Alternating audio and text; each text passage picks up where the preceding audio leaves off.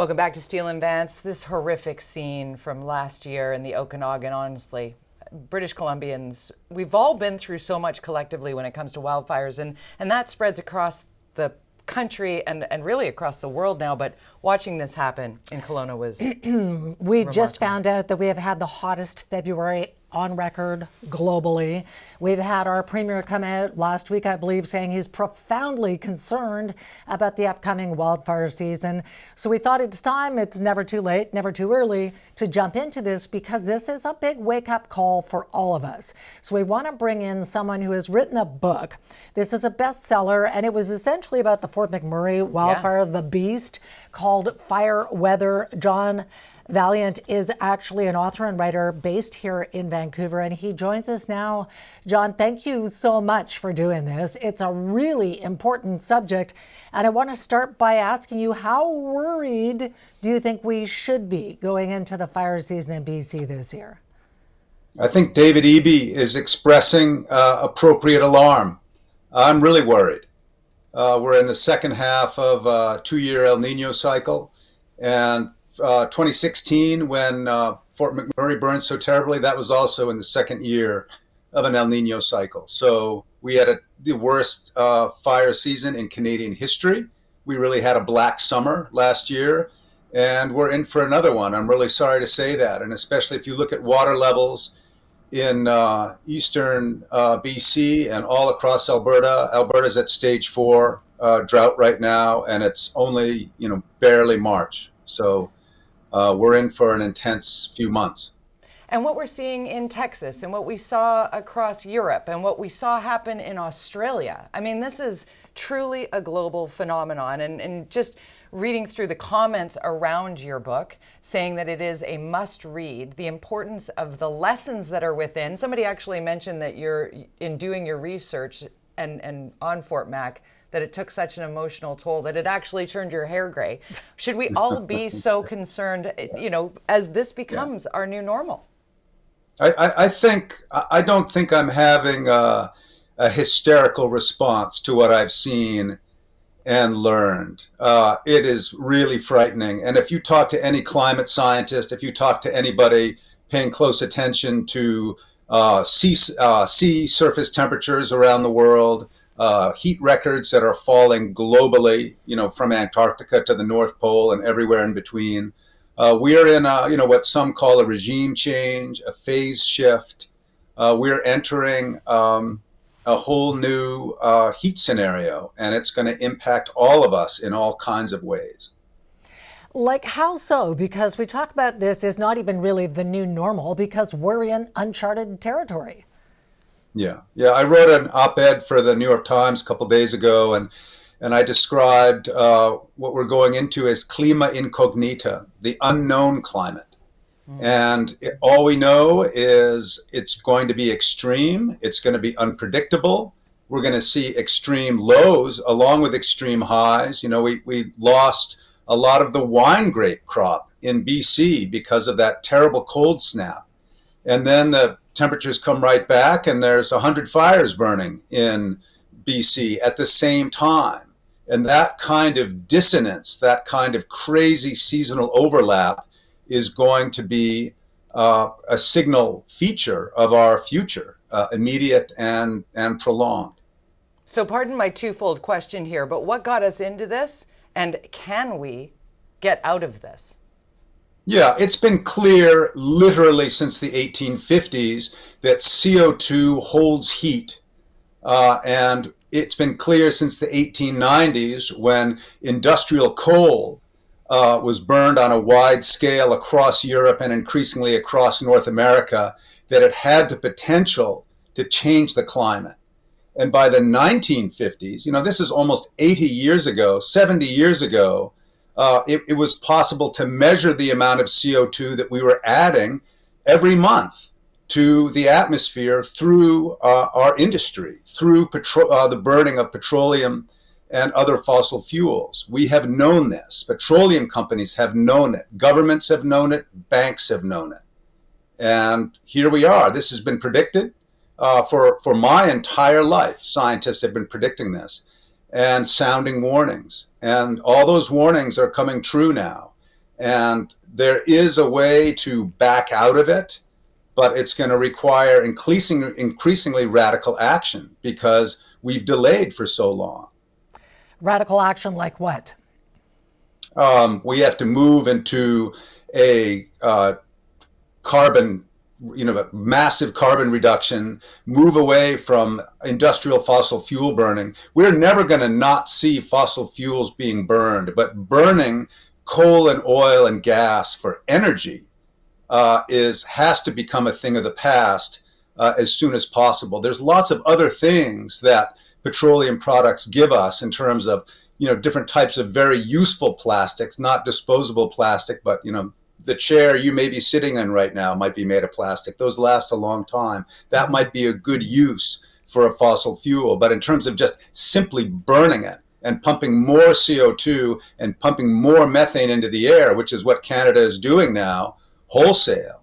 Of all the G7 countries, Canada is doing the least to reduce its emissions. It's really, frankly, more closer to on a par with Russia in terms of its attempts to control its emissions. And that's not flattering.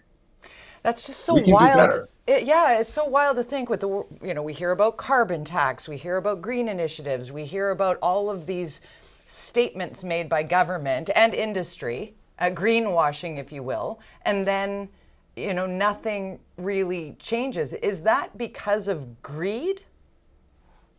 It's complicated. I think it's hard for people to imagine new scenarios. And yet, I live in Vancouver and I can be at a four-way stoplight and the other three cars in the four-way crossing are Teslas. So there are people stepping into the energy transition.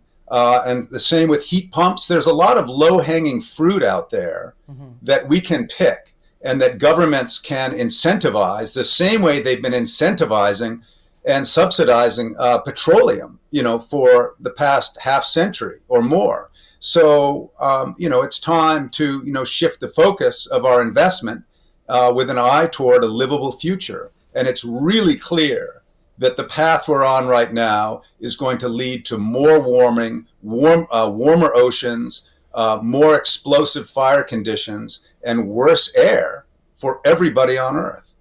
Well, then can we talk about Alberta? Because the premier there seems to be pushing back against renewables. They just introduced a $200 annual EV tax to kick in next year. Alberta is not helping. So they're really in a bind because, for the past century, Alberta's economy and its future, it's really its identity has been so closely allied with the petroleum industry. And think of what Albertans gained from that. And think of what people who've gone to work in Alberta have gained from that. Really wonderful livelihoods. They've, been able to finance all kinds of things for themselves and for the province. And now they are so closely tied to the petroleum industry that they are effectively captive to it. And the petroleum industry has not been an ally when it comes to meaningfully transitioning away from generating more industrial CO2 and methane in the atmosphere. The tar sands, that is, what it is, the bitumen mines up north have been underreporting their emissions by, factors of, 10 or 20. It's really extreme what's going on up there. It's extraordinarily toxic. There's a lot of asthma up there. There's elevated cancers up there, not just in the residents of Fort Chipewyan who are downstream from those mines and plants, but also among the workers. So it's a very poisonous place. And there's also, climate denial plays right into the hands of the shareholders and board members of petroleum companies who are enormous incentives not to change, even though they are compromising the futures of themselves and their children. It's really hard to imagine how we can be that disconnected, even if you're close to the industry. And it's an intelligent industry in many ways in terms of they're using sophisticated science. They have the best engineers. They know exactly what they're doing. And they understand the role CO2 and methane play in climate change. Is there an example on this planet of some space or place, city, country that's doing it right? Well, there's all kinds of really wonderful things happening right now. It's actually quite a hopeful time. If you think of Paris, if you're lucky enough to go there, I went there for the first time in the mid 70s, and it stank of diesel, and it was choked with traffic, and it was a polluted, noisy, chaotic place. And they've got a very charismatic mayor there right now, and they're converting Paris into a public transit and two-wheeled and pedestrian transit and mass transit city. And they're moving the cars out of there, and I think they just passed a rule that oversized vehicles like F-150s and SUVs have to pay 3 times the parking rates in order to park there. And so there's lots that can be done at the city level. I live in Vancouver. I've been traveling out to the suburbs, giving talks at schools and universities, and the public transit is fantastic. And I don't need to get in my car. And so these are things that civilized cities have had literally for 100 years that we've sort of forgotten about as we've embraced the automobile, and that love affair needs to change. Well, John, it's an important conversation. It's a scary conversation, but like you say, there is some hope. We just need to get on it now. The author of Fire Weather, John Vaillant, thank you so much for joining us today. Oh, really a pleasure to speak with you both. Thank you so Fascinating much. stuff. Thank you, John. Later in the show, we're springing forward this weekend, and that is a cue to spring clean, and not just our houses, but for our pets as well. And up next, the 96th Academy Awards are on Sunday. Do you need help filling out your Oscar pool ballot? Entertainment reporter Dana G is in next with her picks. All right, viewing party time. Hello to Dennis in North Cowichan. All chilled out in the bathrobe. Diana in Ashcroft, hello to you. And Don in Nanaimo, here's your moment on Steel and Vance. And Jeanette in Victoria, thank you all for sending in the photos. Love those socks. Those are fabulous. All right, this is how you can get in on it right now. Viewing party at CHEKmedia.ca, brought to you by the BC Restaurant and Food Services Association. We're back in a moment.